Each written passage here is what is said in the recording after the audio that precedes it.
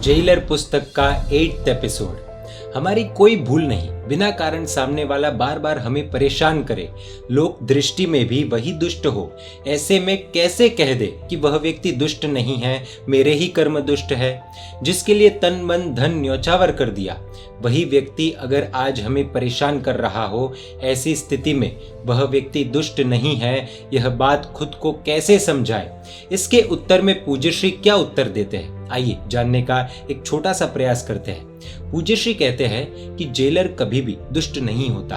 कहने का आशय यह है कि जेलर कैदी के पास जो कुछ परिश्रम कठिन काम करवाता है, जैसे कि चल इतने पत्थरों को तोड़ दे, इतना अनाज पीस ले, सारी जेल को झाड़ कर साफ कर डाल, हर बार विदाउट एनी आर्ग्यूमेंट आज्ञांकित सेवक की तरह कैदी सारा काम कर लेता है, चुपचाप मार सह लेता है। फिर भी प्रतिदिन वह जेलर उस कैदी के पास कठोर परिश्रम करवाता है और ऊपर से हंटर से भी मारता है।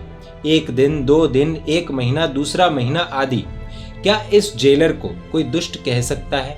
किसी ए नामक व्यक्ति की कल्पना करते हैं। न्यायालय क्या है, अपराध क्या है, दंड क्या है, जेल और जेलर क्या है, इनमें से एक भी बात न वह जानता है न समझता है। यह ए रोज ये सब देखता है कि ये मनुष्य यानी जेलर बेचारे उस आदमी यानी कैदी के पास हमेशा कितना परिश्रम करवाता है। यह आदमी यानी कैदी बेचारा कितना नम्र और भोला है, बिना कोई प्रश्न या दलील किए वह सारा काम कर देता है, और फिर भी शाम होने पर यह मनुष्य इसे चाबुक से फटकारता है। सचमुच यह आदमी बेचारा अत्यंत सीधा साधा, मेहनती और नम्र है, तथा वह चाबुक से मारने वाला अति दुष्ट क्रूर है जो इसे इतना त्रास देता है। जेल, जेलर, न्यायालय इत्यादि से जो मनुष्य पूर्णतः अनजान है, उसे अवश्य जेलर दुष्ट प्रतीत होगा, परंतु जो इन बातों से, इस न्याय प्रणालिका से परिचित है, उसे कभी भी जेलर दुष्ट प्रतीत नहीं होता। उसी प्रकार पूर्व जन्म, अपराध, कर्म सत्ता का न्यायालय, उस न्यायालय द्वारा निश्चित किया गया दंड, जेलर के रूप में आसपास के अनेक जीव, इन सब बातों की कोई समझ जिसे नहीं है, उसे भले उत्पीड़क जीव यानी पीड़ा देने वाला जीव दुष्ट निर्दय प्रतीत हो, परंतु जिसे इन सब बातों का पता है, विश्व की इस कार्य प्रणाली का जिसे ज्ञान है, उसे तो उत्पीड़क जेलर ही प्रतीत होगा, तो वह उसे दुष्ट कैसे लगेगा? एक बहुत बड़ी शंका यहाँ पर जन्म लेती है कि यह तो ऐसा हुआ कि कर्म सत्ता का ज्ञान होना यह भी एक अपराध स्वरूप बन गया, क्योंकि जिसे इसकी समझ नहीं है उसके लिए पीड़क जीव जेलर नहीं है, उसे वह जेलर जैसा नहीं मानेगा, अतः वह उसका सामना करने की चेष्टा करेगा, तो उसकी सजा में वृद्धि नहीं होगी। लेकिन जिनको इन नियमों की समझ है, उसकी सजा तो बढ़ ही जाएगी, क्योंकि उसको तो उत्पीड़क को जेलर मानना ही होगा। इस शंका का समाधान पूज्यश्री बहुत सुंदर रूप से करते हैं। Ignorance is not an excuse. अज्ञानता कोई बचाव नहीं है। जो जेलर को जेलर के रूप में स्वीकार न करे और इस वजह से उसे दुष्ट मानकर उस पर हमला करने का, उसे मारने का प्रयत्न करे, तो क्या उस कैदी की सजा बढ़ा दी नहीं जाएगी? उसी प्रकार कर्म सत्ता आदि को जो समझता नहीं है और उस कारण से पीड़ा देने वाले जीव से बदला लेने की इच्छा से उसे मारने की चेष्टा करे, तो उस अज्ञानी जीव को भी कर्म सत्ता सजा करती ही है। उसका अज्ञान उसे बचाता नहीं है। पिता के हाथों बच्चों को खानी पड़ती मार, पशु के गले में लटकता हुआ लकड़ी का टुकड़ा इत्यादि जहां जहां सजा देखने को मिलती है, वहां वहां अपराध की ही कल्पना करने वाले हम स्वयं को मिल रही सजा में अपने अपराध के विषय में न सोचे, यह कैसे चल सकता है? जो हमें अच्छा नहीं लगता है और फिर भी सहन करना पड़ता है, वह सब कुछ सजा ही है। और अगर यह सजा है तो अपराध भी हुआ ही होगा, और अगर अपराध है तो उसके लिए दंड देने वाला कोई तंत्र यानी न्यायालय कुदरत में होना ही चाहिए, अन्यथा अपराध और अपराधी निरंकुश बन जाए, अराजकता फैल जाए, चारों ओर चोरी, लूट, मारामारी, हत्या आदि अनेक प्रकार के अपराध ही देखने को मिले, और कुदरत का कोई न्यायालय है तो उसके द्वारा निश्चित की गई सजा का अमल करने वाला कोई जेलर भी तो होना ही चाहिए। ये सारी बातें 2 और 2 4 जैसी स्पष्ट और सीधी है। इतना समझने का कष्ट भी अगर हम न उठाए तो वह कष्ट न उठाना यह भी एक दोष क्यों न बन जाए? ऐसी उपेक्षा हमारा बचाव कैसे कर सकती है? अतः अज्ञान कोई बचाव नहीं है।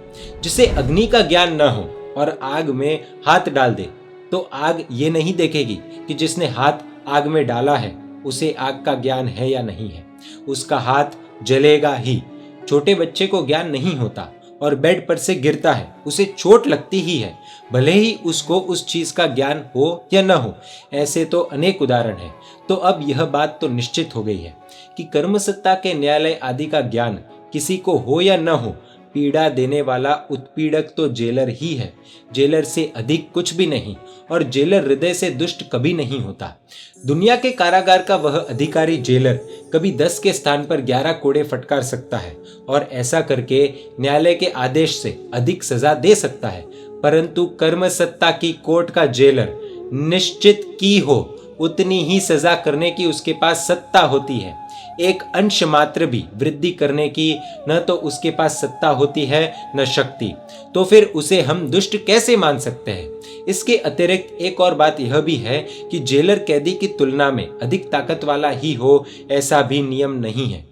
अनेक पहलवान, बलवान और खूंखार अपराधी की तुलना में कई जेलर दुबले पतले और कम ताकत वाले होते हैं, और फिर भी जेलर के रूप में वे उन अपराधियों को कोड़े मारना इत्यादि करते ही है।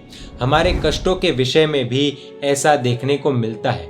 ब्रह्मदत्त चक्रवर्ती 6 खंड का सम्राट, 14 रत्न, नव निधान, 16,000 देव उसकी रक्षा करने के लिए सदा तत्पर। अपनी ही राजधानी में जब राजसवारी निकले तब अंगरक्षकों का काफिला भी कैसा। फिर भी जंगल के किसी रहवासी के लड़के ने गुलेल से उसकी आंखें फोड़ डाली। क्या यह संभव है? लेकिन ऐसा हुआ है और यह हकीकत है।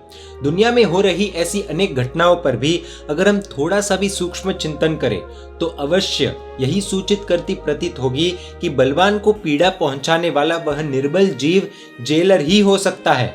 जेलर के रूप में प्राप्त अधिकार के बिना, न्यायालय के समर्थन के बिना ऐसा होना संभव ही नहीं है। इसीलिए पूज्य श्री हमें कहते हैं कि हमें यह मानकर चलना होगा कि परेशान करने वाला जेलर है और जेलर मन से कभी दुष्ट नहीं होता। न्यायालय का आदेश हो तो वह अपराधी को सूली पर लटका भी सकता है और फिर भी वह दुष्ट नहीं है।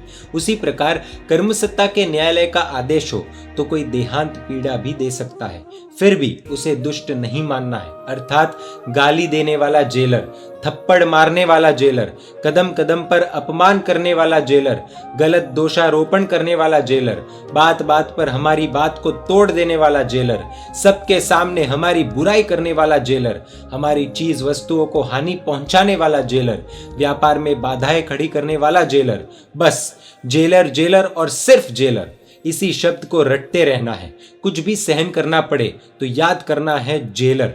कोई एक व्यक्ति अत्यंत परेशान कर रहा है, बार बार तकलीफ खड़ी करता है, उसकी ऐसी हरकतों से हम बाज आ गए हैं, थक गए हैं और इन कारणों से उसके प्रति क्रोध जगता है, प्रतिशोध लेने की इच्छा होती है, कुछ ना कुछ तो इसका करना ही चाहिए, ऐसे भाव मन में जगते हैं और कुछ भी नहीं कर सकते हैं तो मन खिन्न व्यतीत रहता है, अत्यंत अशांत रहता है। इस व्यक्ति का नाम चाहे जो भी हो, ए बी या सी जो भी हो, उसका नाम लेकर हमें अपने आप से कहना है कि हे जीव, ये ए बी सी तो जेलर है, वह दुष्ट नहीं है। अथवा हे जीव, ए बी सी ये दुष्ट नहीं है, तेरे ही कर्म दुष्ट हैं। पूज्य श्री कहते हैं कि प्रतिदिन इस मंत्र का 108 बार जाप कीजिए। कब तक? तब तक जब तक उसके प्रति हमारे मन में से वैर की भावना पूर्णतः नष्ट न हो जाए, विलीन न हो जाए।